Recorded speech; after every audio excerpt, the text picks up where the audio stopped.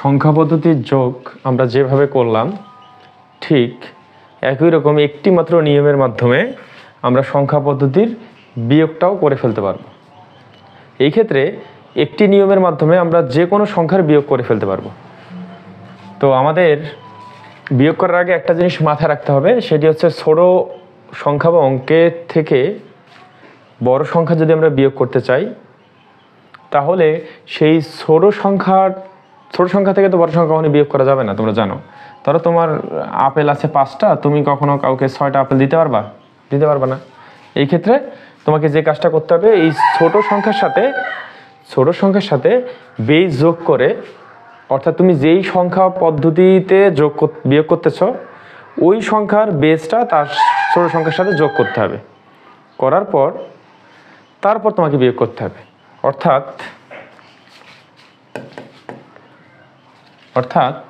ধর আমরা ডেসিমেলের বিয়োগ করব। তো ছোটোবেলা আমরা বিয়োগ করছিলাম, আচ্ছা 6 থেকে তো 9 বিয়োগ করা যাইতো না, তো 6-এর সাথে আমরা কত যোগ করে বড় ধরছিলাম যে 6কে 16। কেন 16 ধরছিলাম? কারণ ডেসিমেলের বেজ হচ্ছে 16। তো এই 6টা ধার নিবে। কত ধার নিবে?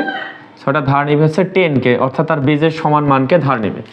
তো তাহলে 6-এর সাথে 10 যোগ করে হবে এই 6টা 16 থেকে এখন তুমি 9 বিয়োগ করো। 16 থেকে 9 বিয়োগ করলে কত হবে? 16 থেকে 9 বিয়োগ করলে হবে 7। আর এইটা কি আসলেই 16 ছিল নাকি আমরা বেজ যোগ করে ধার নিয়ে তারপরে করলাম? যেহেতু আমরা বেজ যোগ করে ধার নিছি বা ধার নিয়ে যোগ করছি, সেহেতু আমাদের ধার নেওয়া থাকবে হচ্ছে 1। ধারটা পরে শোধ করে দিতে হবে। সেই ধার নেওয়া একটা একের সাথে যোগ হয়ে হবে হচ্ছে মনে মনে 2। তাহলে 3 থেকে এই 2 বিয়োগ করলে আমরা পাবো হচ্ছে 1। বুঝতে পারছো? আচ্ছা, ডেসিমেলের বিয়োগটা যদি তোমরা ঠিকঠাক মতো বুঝতে পারো, তাহলে আমরা হেক্সা বা অক্টাল, বাইনারি সবগুলো আমরা করতে পারবো, করা কথা আমাদের। তো হেক্সাডেসিমেলের বেজ আমরা জানি যে 16। এই ক্ষেত্রে 9 থেকে সি বড়, সি মানে হচ্ছে 12, এ মানে 10, তোমরা জানো এ হচ্ছে 10, বি 11 আর সি হচ্ছে 12। তাহলে হেক্সাডেসিমেলের এই যে 9 থেকে তো সি কখনো বিয়োগ করা যাবে না, তাহলে এই 9টা কত ধার করবে? তার বেজের পরিমাণ সমান ধার করবে, অর্থাৎ 16কে ধার করবে। তাহলে 9 আর 16 যোগ করলে আমরা পাচ্ছি হচ্ছে 25 মানে 25। এখান থেকে দেখো তুমি এখন সি মানে 12 বিয়োগ করতে পারবা। এই 9টা 16-র সাথে যোগ হয়ে হচ্ছে 25 থেকে সি মানে হচ্ছে 12। এখন তুমি বিয়োগ করতে পারবা। মানে ছোট হলে বেজ যোগ করতে হবে, তারপর বিয়োগ করতে হবে। তাহলে 25 থেকে 12 বিয়োগ করলে হচ্ছে কত হবে? 13 মানে আমরা জানি হচ্ছে ডি। হেক্সাডেসিমেলে 13 মানে হচ্ছে ডি। আচ্ছা, যেহেতু আমরা এই 9-এর সাথে তোমার বেজ যোগ করে ফেলছি, তাহলে আমাদের কি হবে? বেজ যোগ করলে আমাদের ধার নেওয়া হবে। বেজ একবার যোগ করছি, সেই বেজটা ধার 1টা আমাদের শোধ করে দিতে হবে। সেই ধারের 1টা নিচের সংখ্যার সাথে যোগ হয়, তোমরা জানো। তাহলে ওই ধার নেওয়া 1 এবং এই 2 হবে 3। 3 থেকে 3 বিয়োগ করলে হবে হচ্ছে 0। 3 থেকে 3 বিয়োগ করলে কত হবে? 0। তো তোমরা বাম পাশে 0 দিতেও পারো, না দিলেও কোনো সমস্যা নাই।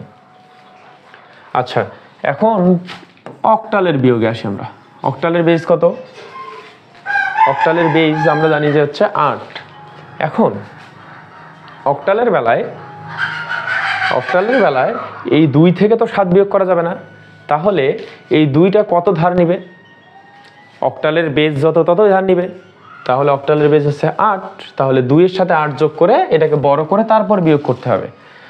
মানে হচ্ছে এই 2টা এই বেজের সাথে যোগ হবে, অর্থাৎ হবে 10 থেকে 7 বিয়োগ করলে কত হয়? 3। আচ্ছা, এটা কি আসলেই তোমার হচ্ছে 10 ছিল 2টা? না, আমরা বেজ যোগ করছিলাম, সেহেতু আমাদের ধারটা শোধ করে দিতে হবে। সেই ধারের 1টা আর এই 1 মিলে হবে 2। 3 থেকে এখন 2 বিয়োগ করো। 3 থেকে এমনিতেই 2 বিয়োগ করা যায়। 3 থেকে 2 বিয়োগ করলে হবে 1। তাহলে এইটাই অক্টালের অ্যান্সার। আচ্ছা, একইভাবে দেখো বাইনারির বেজ আমরা জানি 2। বাইনারি বেজ কত? 2। এখন 0 থেকে তো 1 বিয়োগ করা যাবে না।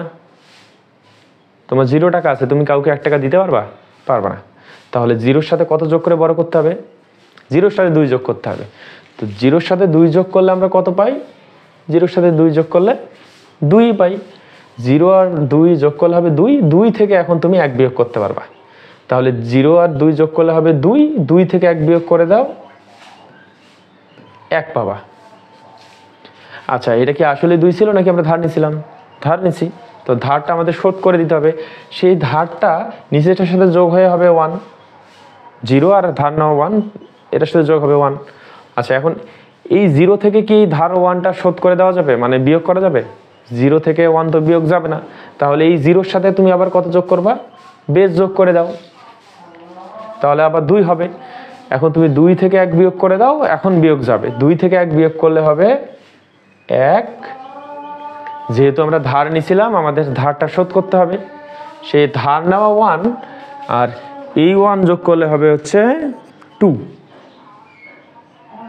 দেখো, 1 থেকে কি 2 বিয়োগ করা যাবে? যাবে না। তাহলে এই যে 1টা আবার ধার নেবে কতকে? 2কে। তাহলে 1 আর 2 ধার নিলে হবে হচ্ছে 3। দেখো, 1 থেকে যেহেতু 2 বিয়োগ করা যাচ্ছে না, এই একটা তার বেসকে ধার নিলে, অর্থাৎ 2কে ধার নিলে কত হবে? 1 আর 2 যোগ করলে হবে হচ্ছে 3। তাহলে এই 1টা হবে 3। 3 থেকে এখন তুমি এই 2 বিয়োগ করো, পাবা হচ্ছে 1। বুঝতে পারছো? তাহলে যেহেতু আমরা বেস ধার নিছিলাম, আমাদের ধার থাকবে 1। সে ধার 1 এখানে কিছু ছিল না, মানে 0 ছিল। সেই 0-এর সাথে যোগ হয়ে ধার 1টা 1 হবে। 1 থেকে 1 বিয়োগ করলে 0। বাম পাশে 0 দিলেও হবে, না দিলেও সমস্যা নেই। তোমরা যদি এই সংখ্যা পদ্ধতির বিয়োগ অথবা যোগ যেটা আমাদের আপলোড করা আছে, তোমরা চাইলে ওখানে দেখে নিতে পারো যোগটা। তো যোগ বিয়োগে যদি কোনো ধরনের সমস্যা থাকে তাহলে তোমরা কমেন্টে জানিয়ে দিও। আর তোমরা ডিসক্রিপশনে তোমাদের হচ্ছে আমাদের ফেসবুক পেজের লিঙ্ক এবং হচ্ছে ফেসবুক গ্রুপের লিঙ্ক থাকবে। কোনো সমস্যা হলে তোমরা সেখানে পোস্ট করতে পারো বা তুমি ছবি তুলে উঠে দিতে পারো।